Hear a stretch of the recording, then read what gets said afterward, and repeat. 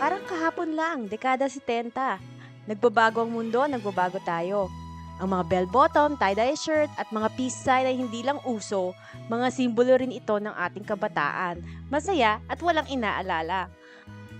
Ang mga pasilyo ng ating alma mater, ang Immaculate Heart of Mary, ay puno ng walang katapusang mga kwento, ng tawanan, pagkakaibigan, at mga pangarap na hindi natin inakalang magdadala sa atin sa kung saan-saan.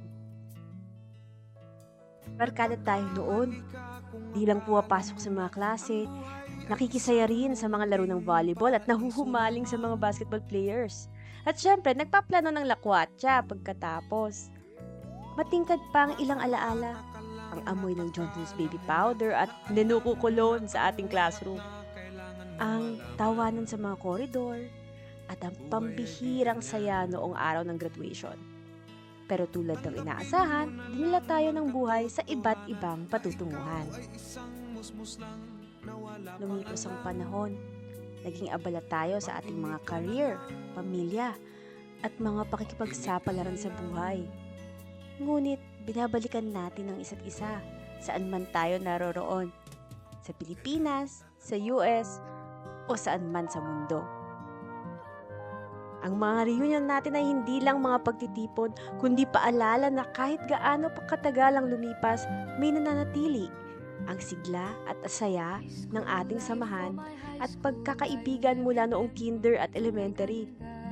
Naroon pa rin ang halakhakan, mas mahaba na ang mga kwentuhan, at ang ating ugnayan mas mahigpit pa kaysa dati. Ngayon, makalipas ang higit na 50 taon, narito tayo, mga Golden Jubilarians. 50 taon ng mga alaala, ng mga hamon na nalampasan, ng mga tagumpay na nakamit. At sa lahat ng ito, magkakasama pa rin tayo. Ang araw na ito ay isang pagdiriwan na natatangi.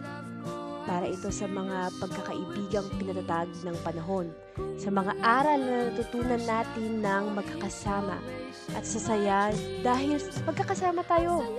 Sama-samang muli, mga mahal na Immaculeats, laging Immacultista sa ating mga puso.